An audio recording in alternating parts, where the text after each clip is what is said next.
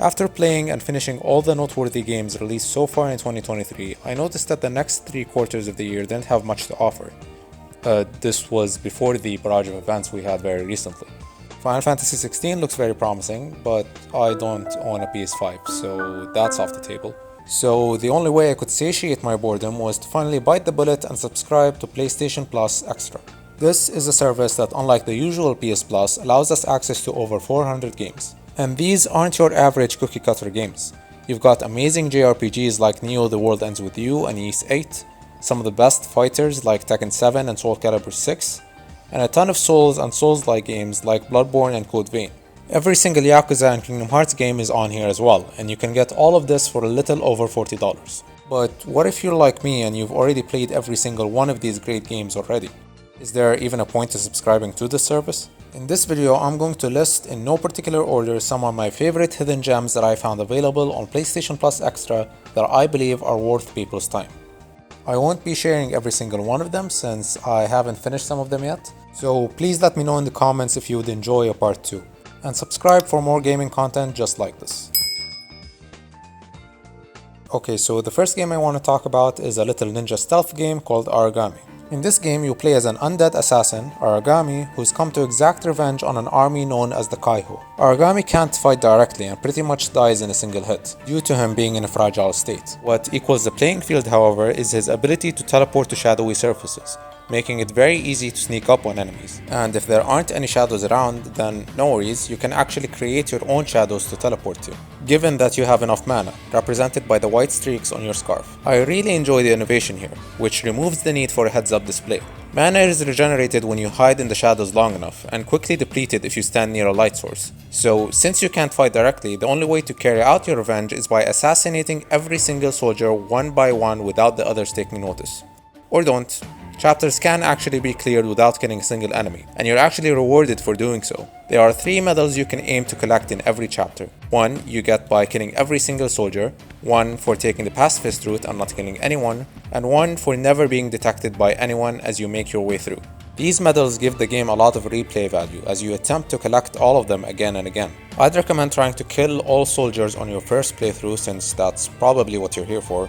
We're bloodthirsty in this house. Luckily, the Aragami has many tools at his disposal to make short work out of all the enemies. You can throw kunais at enemies far away to get them silently, you can place doppelgangers to confuse and distract them, and my favorite, you can leave this sign on the ground, ring your little bell to get their attention, and activate a wormhole to swallow them all up.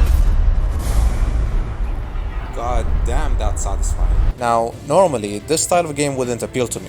I much prefer to face an enemy head-on in an action combat system than to take the coward's way out. But what makes it so much fun is that the areas are laid out in a way where it's almost like a puzzle. Which way do I go first? Who do I kill?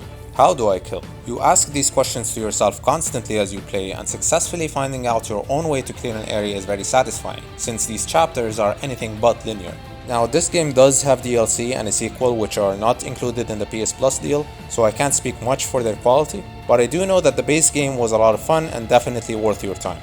Unfortunately, the indie studio responsible for these games, Linceworks, have stopped producing games altogether, with a heartwarming goodbye from the devs. As far as I know, Aragami 1 and 2 were the only games that they developed, but I'm glad that they were at least able to leave us with a great game before departing. Next game on the list is, Oh,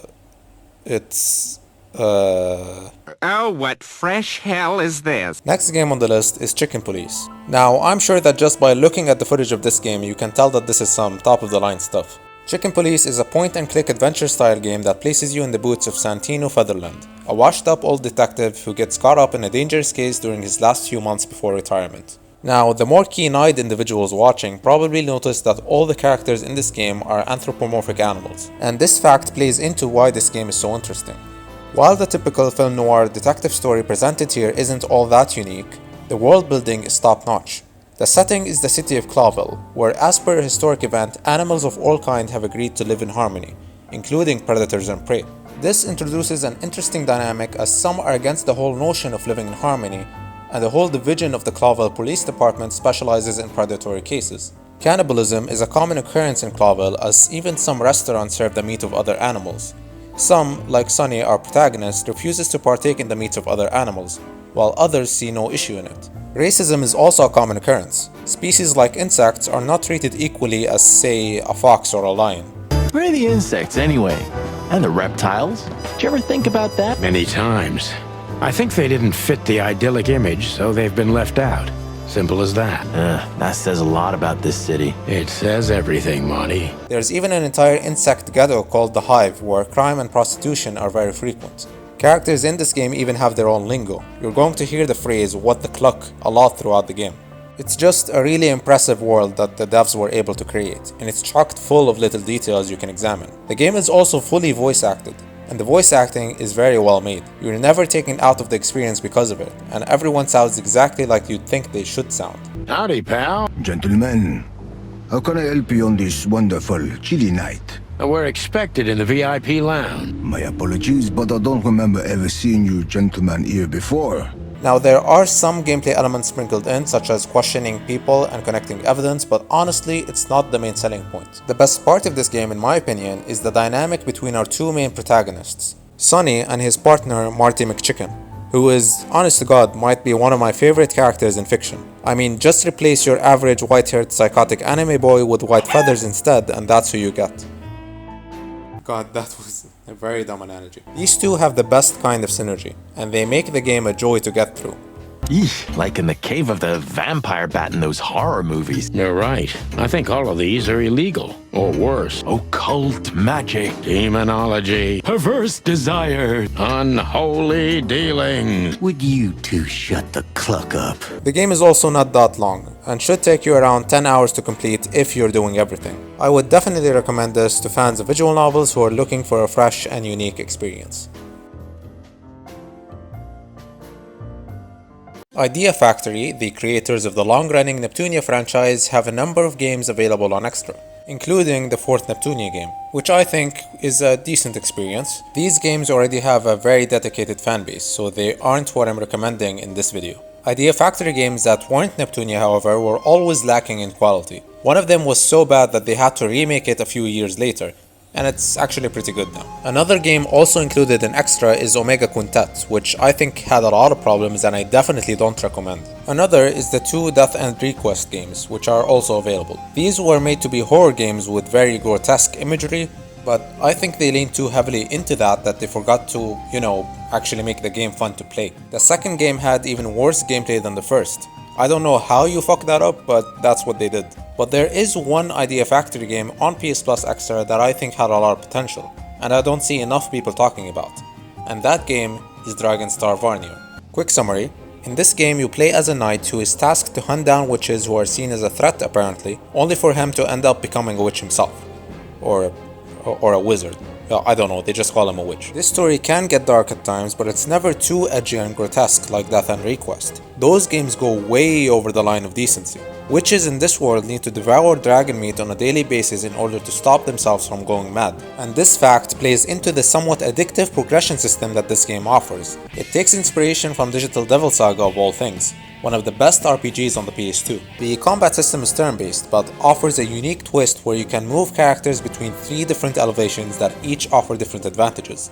So positioning is a key element of battle. Now, like DDS, during battle the more damage you deal to enemies, the more likely you'll have a chance to devour them. Almost every single enemy in this game can be devoured, and each one of them provides you with unique skills you can equip, so you always have something to look forward to.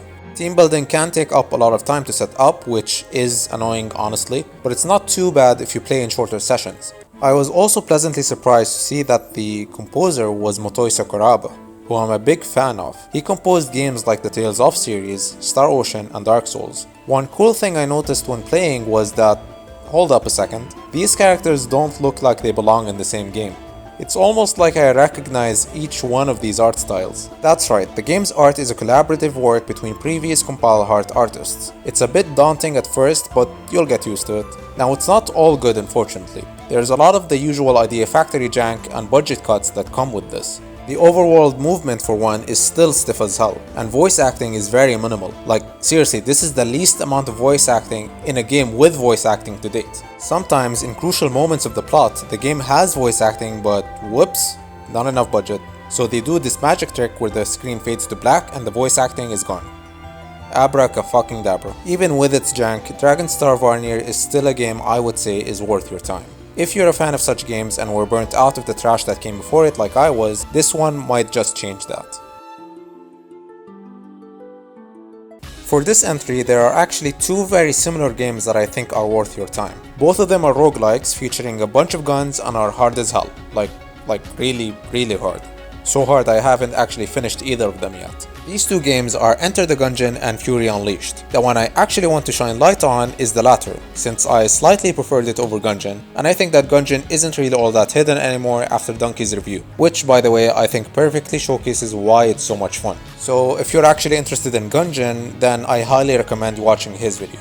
Now, Fury Unleashed on the other hand, I've only found out about a few days ago, probably because the cover art doesn't really stand out. I mean, you can barely see what's happening here.